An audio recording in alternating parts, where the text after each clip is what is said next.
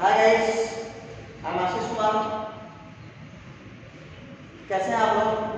आशा करते हैं आप सब लोग अच्छे होंगे। आज मैं आपके सामने एक बहुत ही बेहतरीन टॉपिक लेकर के आया हूँ जो एकेडमिक क्लासेस के अनुसार बहुत ही बेहतरीन टॉपिक है, जिसमें आज हम बात करेंगे डायरेक्ट एंड इनडायरेक्ट नरेशन, जो कि हर एक क्लास के लिए बहुत ही अच्छा होता है। बहुत ही सरल शब्दों में बताने की कोशिश करूँगा और आप लोग से रिक्वेस्ट है कि आप लोग कॉपी और कलम लेकर बैठें। बहुत ही बेसिक से एडवांस की तरफ मैं आज आपको ये वीडियो और ये टॉपिक में बताने वाला हूँ। इसमें चलते हैं। पहले हम यह जानते हैं कि डायरेक्ट एंड इनडायरेक्ट होता क्या है। डायरेक्ट क्या होता है?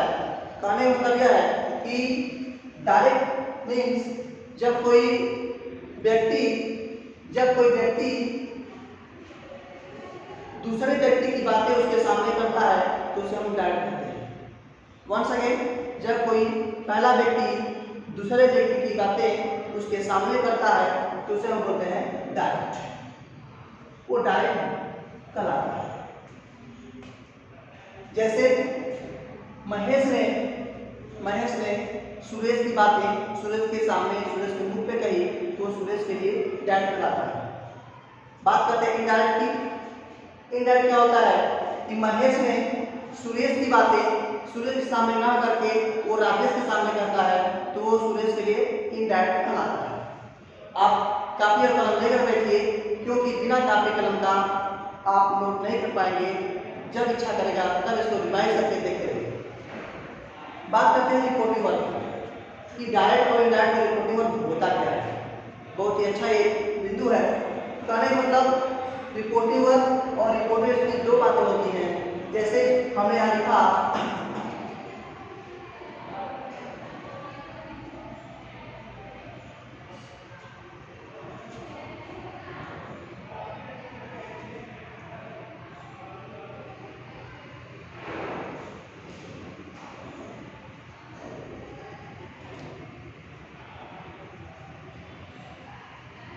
आपके सामने एग्जांपल दिया मैंने कि Radha says comma and comma Meera is a beautiful girl.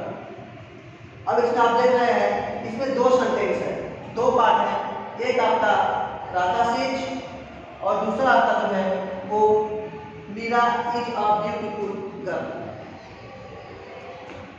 दोस्तों मैं आपको बता दूं, राधा सेज यहाँ पर कहलाता है रिपोर्टिंग वर्क। क्योंकि रिपोर्टिंग वर्क से क्यों कहते हैं? क्योंकि यहाँ पर सब्जेक्ट कुछ कह रहा है, कुछ वहाँ पे क्रिया कोई कह रहा है, इसलिए उसे हम कहते हैं रिपोर्टिंग वर्क। यहाँ पर वर्क भी शामिल होता है, इसलिए कहते हैं रिपोर्टिंग वर्क। और सबसे बड़ी बात और हम कैसे इसको जान सकते हैं कि रिपोर्टिंग वर्क को जान सकते हैं? कहेंगे कि वह सेंटेंस, क्योंकि इसमें दो सेंटेंस है, तो वह सेंटेंस जो इन्वर्टेड कामा के बाहर होता है, इन्वर्टेड कामा के बाहर होता है, उसे हम बोलते हैं रिपोर्टिंग वर्क। अब दूसरी बात है रिपोर्टेड स्पीच, यानी रिपोर्टेड स्पीच का मतलब क्या होता है? स्पीच मतलब आप सभी जानते हो क्या भाषा, यानी सब्जेक्ट के बारे में बातें कही जा रही हैं, उसके बारे में कुछ कहा जा रहा हो, वो रिपोर्टेड स्पीच में आता है। और दूसरी बातें कैसे जान सकते हैं? कह सकते हैं कि रिपोर्टेड स्पीच जो होता है वो इन्वर्टेड कामा के अंदर होता है। यहाँ आप देख सकते हैं कि राधा से reporting work, Meera is a beautiful girl reported speech.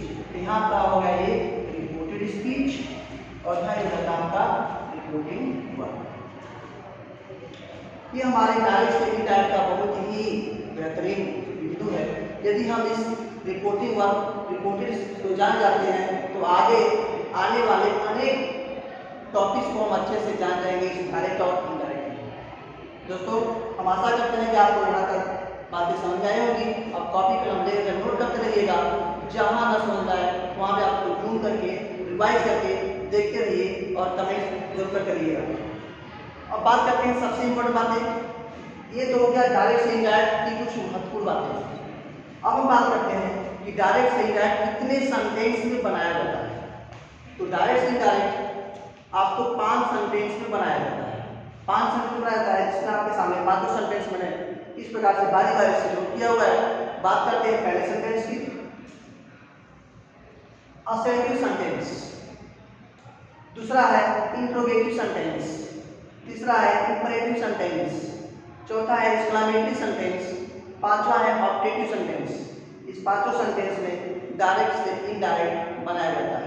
अब मैं एक एक का इंट्रोडक्शन आपके सामने सूक्ष्म रूप से रखने जा रहा हूँ। इसमें पहला आपका आता है असेंटिव सेंटेंस। दोस्तों बहुत लोग ये कहते हैं कि सर इसमें तो कहीं नेगेटिव सेंटेंस है ही नहीं, तो आपको मैं बता दूं कि नेगेटिव सेंटेंस कोई सेंटेंस नहीं होता है। नेगेटिव सेंटेंस को हम इस पांचों सेंटेंस में कहीं भी एडजस्ट कर सकते हैं, इसलिए नेगेटिव कोई भी सेंटेंस नहीं होता है। नेगेटिव को यानी नॉट को हम असेंटिव सेंटेंस में भी, इंट्रोगेटिव सेंटेंस में भी, इंपरेटिव सेंटेंस में भी, एक्सक्लेमेटरी सेंटेंस में भी और ऑब्जेक्टिव सेंटेंस में भी रख सकते हैं। ठीक है, अब आपका जो असेंटिव सेंटेंस होता है, असेंटिव सेंटेंस में आप सभी यह जानते हैं कि इसे हम खासकर बोलते हैं सकारात्मक वाक्य।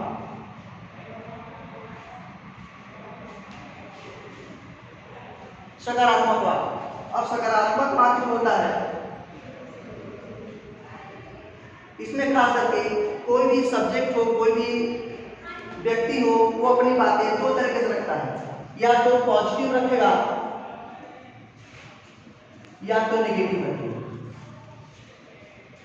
क्योंकि मैंने आपको पहले ही बताया है कि नेगेटिव सेंटेंस को नॉट को हम किसी भी सेंटेंस में एडजस्ट कर सकते हैं।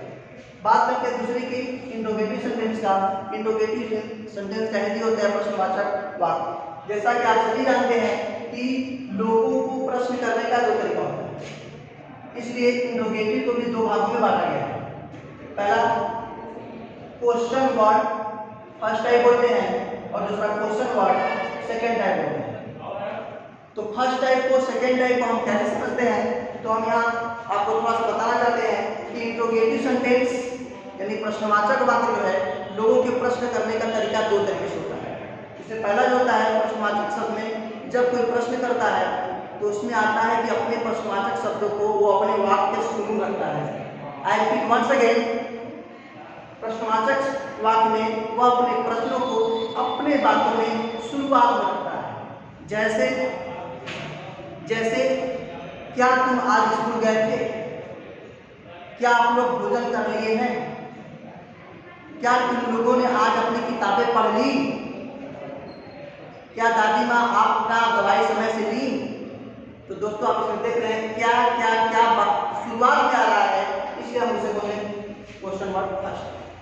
बात करते हैं सेकेंड टाइप का।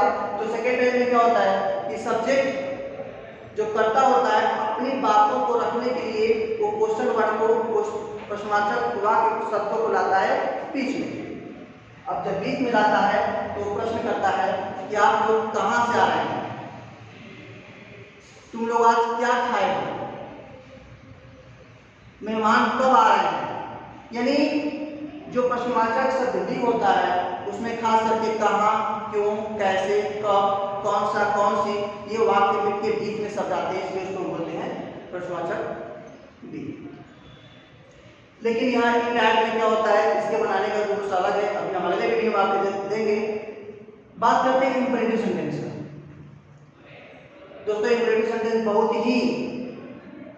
ही अच्छा टॉपिक है, या कह सकते हैं तो बहुत ही बढ़िया बिंदु है जिसमें इंपरेटिव सेंटेंस को हम लोग बोलते हैं आज्ञा सूचक वाक्य। आज्ञा सूचक क्यों बोलते हैं? जैसा आपने कोई स्टूडेंट है बाहर से अंदर आने के लिए बोलता है मे आई कम इन सर, टीचर उसको किसी भी क्वेश्चन को पूछने लगता है स्टैंड अप या इंजर्ट करता है सिट डाउन, इस तरीके का जो प्रश्न करते हैं वो आता है इंपरेटिव सेंटेंस में, यानी आज्ञा लेना।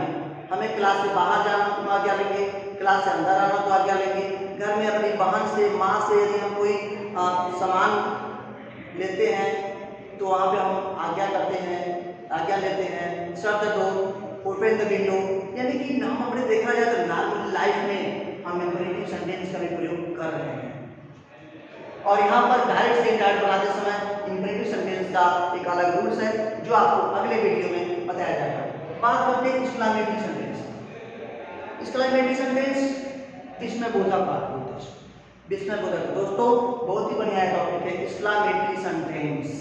एक्सक्लेमेटरी सेंटेंस का मतलब क्या होता है कि किसी भी परिस्थिति के अनुसार, आप नोट करते रहिएगा, किसी भी परिस्थिति के अनुसार अपने मन के जो भाव निकलते हैं वही आपको एक्सक्लेमेटरी सेंटेंस है।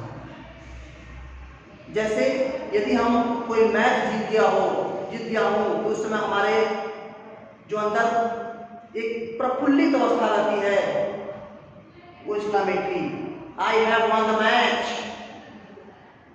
I have get marks 99% in UP board.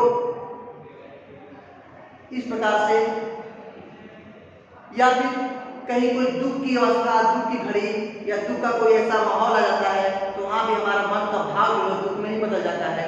तो ऐसे सेंटेंस को हम लोग बोलते हैं एक्सक्लेमेटरी सेंटेंस। लास्ट की बात करते हैं ऑब्जेक्टिव सेंटेंस का।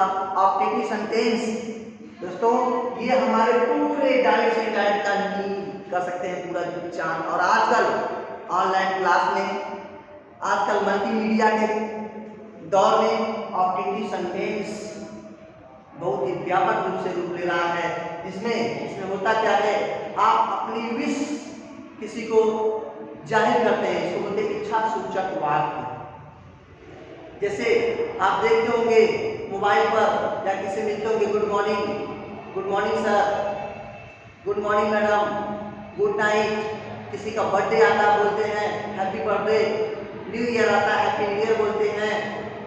किसी को आशीर्वाद देना हो तो आप बोलते हैं गॉड ब्लेस यू, आपकी उम्र लंबी हो। तो इन सभी सेंटेंसों का, इस सेंटेंस में जो भी हम बातें करते हैं अपने आम जिंदगी में, ये सब के सब ऑब्जेक्टिव सेंटेंस का। दोस्तों ये मेरा आज का ग्रामर का छोटा सा वीडियो था जिसमें हमने आपको पूरी की पूरी बातें एक इंट्रोडक्शन के माध्यम से हमने कराया। अब नेक्स्ट वीडियो में, इसके पार्ट 2 में हम आपको असर्टिव सेंटेंस, डायरेक्ट से इनडायरेक्ट असर्टिव सेंटेंस कैसे हम आपको बताएं, कैसे आप इसको सीखेंगे, सरल से सरल शब्दों में आपको बताने की कोशिश की जाएगी ताकि हम assertive sentence, interrogative sentence, imperative sentence, exclamatory sentence और ऑब्जेक्टिव सेंटेंस को अच्छे से अच्छे करें और अपना चैप्टर भारी से हम लोग पूरा करें ताकि हम घर पर रह करके अपने एग्जाम की तैयारी करें। तो लास्ट में मैं यही कहूँगा, इस वीडियो को आप लोग बार बार देखिए, उसको नोट कीजिए। नोट करने के बाद जहाँ समझ में न आता हो आप कमेंट करें, कमेंट करके पूछ सकते हैं, अपने सॉल्यूशन ले सकते हैं। और सबसे महत्वपूर्ण बात, इस कोरोना काल में आप घर रह करके पढ़ाई करें और मैं यही मेरा आशीर्वाद है कि आप लोग घर पर रहें, अच्छे से रहें, stay home, stay safe. Thank you.